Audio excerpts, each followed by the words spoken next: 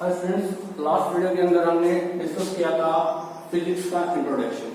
आज हम डिस्कस करने वाले हैं क्या, फंडामेंटल फोर्सेस इन नेचर। ठीक है, तो फंडामेंटल फोर्सेस इन नेचर को डिस्कस करने से पहले मैं आपको बता देता हूं कि फोर्स क्या होता है। सबसे पहले हम डिस्कस कर लेते हैं कि फोर्स क्या होता है। फोर्स एक ऐसा एफर्ट होता है जिसकी हेल्प से हम किसी ऑब्जेक्ट को या तो पुश करते हैं या क्या करते हैं, किसी ऑब्जेक्ट को क्या करते हैं या तो पुश करते हैं या क्या करते हैं, उसको पुल करते हैं। ठीक है, किसी ऑब्जेक्ट को क्या करते हैं या तो पुश करते हैं या उसको पुल करते हैं या उसको डिफॉर्म करते हैं या उसको ब्रेक करते हैं। उस एफर्ट को, लगने वाले एफर्ट को हम क्या बोलते हैं, फोर्स बोलते हैं। उस लगने वाले एफर्ट को हम क्या बोलते हैं, फोर्स बोलते हैं। आज हम स्टडी करेंगे कि फंडामेंटल फोर्सेज इन नेचर कौन कौन से होते हैं। तो मेनली 4 फंडामेंटल फोर्सेज होते हैं नेचर के अंदर। कितने होते हैं? 4 होते हैं। पहला क्या होता है? ग्रेविटेशनल फोर्स होता है। पहला कौन सा होता है? ग्रेविटेशनल। दूसरा क्या होता है? इलेक्ट्रोमैग्नेटिक।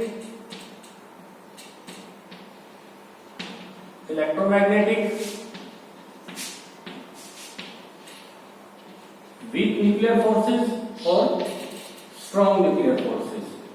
ठीक है, तो 4 फंडामेंटल फोर्सेस होते हैं। कौन कौन से? Gravitational, electromagnetic, weak nuclear forces और स्ट्रॉन्ग न्यूक्लियर फोर्सेस। तो आज हम डिस्कस करेंगे सिर्फ ग्रेविटेशनल फोर्स को। ठीक है, आज हम डिस्कस करेंगे किसको? ग्रेविटेशनल फोर्स को, क्योंकि इजी भी है। लास्ट 9th क्लास में आपने इसको डिस्कस भी किया था, तो अच्छे से आपको समझ में भी आने वाला है। तो जो ग्रेविटेशनल फोर्स होता है उसको हम किससे रिप्रेजेंट करते हैं? F से रिप्रेजेंट करते हैं। F इक्वल टू क्या होता है? G m1 m2 अपॉन का r स्क्वायर। ये F, ये किसको रिप्रेजेंट कर रहा है? ग्रेविटेशनल फोर्स को। ठीक है, तो G क्या है? हमारा यूनिवर्सल ग्रेविटेशन कांस्टेंट है, जिसकी वैल्यू कितनी होती है? 6.67 इंटू 10⁻⁻11 न्यूटन मीटर स्क्वायर पर केजी स्क्वायर। ठीक है, और जो m1 और m2 होते हैं वो क्या होते हैं? Masses of objects. ठीक है, m1 और m2 क्या होते हैं? मासेस ऑफ ऑब्जेक्ट होते हैं। और r2 क्या होते हैं? सॉरी, r स्क्वायर क्या होता है? r क्या होता है? उन ऑब्जेक्ट्स के बीच की डिस्टेंस। ठीक है, तो कुछ टर्म्स थी जो मैंने आपको बताई है। अब पढ़ते हैं कि ग्रेविटेशनल फोर्स होता क्या है। तो इसी से समझते हैं कि ग्रेविटेशनल फोर्स होता क्या है। बेटा, जो ग्रेविटेशनल फोर्स होता है ना हमारा, वो 2 ऑब्जेक्ट्स के बीच में लगता है उनके मासेस के कारण। 2 ऑब्जेक्ट्स के बीच में उनके मास के कारण लगने वाला जो फोर्स होता है ना, उसी फोर्स को हम बोलते हैं क्या? Gravitational force. क्या बोलते हैं उसको? Gravitational force. 2 ऑब्जेक्ट्स के मासेस के कारण लगने वाले उनके बीच में जो लगने वाला फोर्स होता है, उसी को हम क्या बोलते हैं? ग्रेविटेशनल फोर्स बोलते हैं। ठीक है, तो अब हम डिस्कस कर लेते हैं इसके सम फीचर्स क्या क्या हैं ग्रेविटेशनल फोर्स के। ठीक है, तो कुछ फीचर्स हम इसके डिस्कस करने वाले हैं। तो सबसे पहला क्या होता है? जो ग्रेविटेशनल फोर्स होता है ना हमारा, ग्रेविटेशनल फोर्स, जो हमारा ग्रेविटेशनल फोर्स होता है वो क्या होता है? Attractive in nature.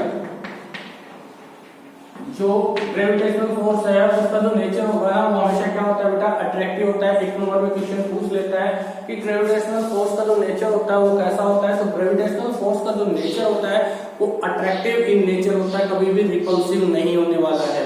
ठीक है, कैसा होता है? हमेशा अट्रैक्टिव इन नेचर होता है। ठीक है, दूसरा, जो ग्रेविटेशनल फोर्स होता है हमारा वो किसके इक्वल होता है? डायरेक्टली प्रोपोर्शनल होता है। ग्रेविटेशनल जो फोर्स होता है वो डायरेक्टली प्रोपोर्शनल होता है किसके? 2 ऑब्जेक्ट्स के मासेस की प्रोडक्ट के।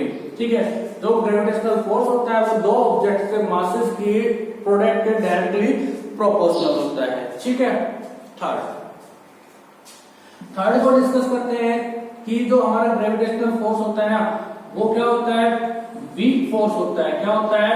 वीक फोर्स होता है यूनिवर्स के अंदर। सबसे वीकेस्ट फोर्स होता है यूनिवर्स के अंदर, वो कौन सा होता है? वो कौन सा होता है? हमारा ग्रेविटेशनल फोर्स होता है। ठीक है, नेक्स्ट पॉइंट क्या है? नेक्स्ट इसका पॉइंट होने वाला है क्या, कि जो ग्रेविटेशनल फोर्स होता है ना वो इनवर्स स्क्वायर लॉ को फॉलो करता है। किसको? इनवर्स स्क्वायर लॉ को फॉलो करता है। इसको, जो ग्रेविटेशनल फोर्स होता है वो इनवर्स स्क्वायर लॉ को फॉलो करता है, क्योंकि जो इनवर्स स्क्वायर लॉ क्या है कि जो 2 ऑब्जेक्ट्स हैं उनके बीच की जो डिस्टेंस होती है ना, उसके डिस्टेंस के स्क्वायर के इनवर्सली प्रोपोर्शनल होता है। ग्रेविटेशनल फोर्स क्या होता है, दो ऑब्जेक्ट्स के बीच के डिस्टेंस के स्क्वायर इनवर्सली स्क्वायर होता है। क्या होता है, इनवर्सली स्क्वायर होता है। ठीक है, किसको फॉलो करता है, इनवर्स स्क्वायर लॉ को फॉलो करता है। ठीक है, नेक्स्ट जो पॉइंट है वो क्या है, नेक्स्ट पॉइंट ये है कि जो हमारा ग्रेविटेशनल फोर्स होता है उसको सेंट्रल फोर्स भी बोलते हैं, सेंट्रल फोर्स भी बोलते हैं। क्या बोलते हैं, सेंट्रल फोर्स भी बोलते हैं। क्यों, क्योंकि जो यूनिवर्स जो ग्रेविटेशनल फोर्स होता है ना, वो क्या होता है, हमारा दो ऑब्जेक्ट्स के बीच में जो लाइन ज्वाइनिंग होती है ना, उसी के अलाउ लगता है। ठीक है, इसलिए हम इसको क्या बोलते हैं, सेंट्रल फोर्स भी बोलते हैं, सेंट्रल फोर्स भी बोलते हैं इसको, ग्रेविटेशनल फोर्स को। ठीक है, ग्रेविटेशनल फोर्स दो ऑब्जेक्ट्स के ऊपर डिपेंड करता है। अगर सपोज कीजिए थर्ड ऑब्जेक्ट यहाँ प्रेजेंट है, तो ग्रेविटेशनल फोर्स इस पे डिपेंड, इन दोनों ऑब्जेक्ट्स का जो ग्रेविटेशनल फोर्स है वो थर्ड ऑब्जेक्ट की प्रेजेंस पे डिपेंड नहीं करता। जो ग्रेविटेशनल फोर्स है वो सिर्फ कितने, दो ऑब्जेक्ट्स की प्रेजेंस पे क्या करता है, डिपेंड करता है। थर्ड का उसके ऊपर कोई इफेक्ट नहीं पड़ेगा। मतलब इन दोनों के बीच का ग्रेविटेशनल इफेक्ट है इसके ऊपर, इसका जो इस ऑब्जेक्ट के कारण इन दोनों ऑब्जेक्ट के ग्रेविटेशनल इफेक्ट पे कोई ग्रेविटेशनल फोर्स पे कोई इफेक्ट नहीं पड़ने वाला, क्योंकि ये सिर्फ जो ग्रेविटेशनल फोर्स होता है दो ऑब्जेक्ट के बीच में क्या करता है, वर्क करता है। ठीक है,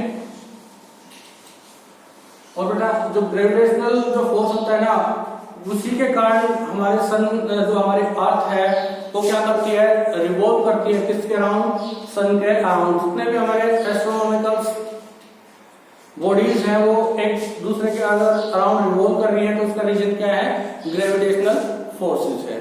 ठीक है, दूसरा जो ग्रेविटेशनल फोर्स होता है वो कंजर्वेटिव इन नेचर होता है।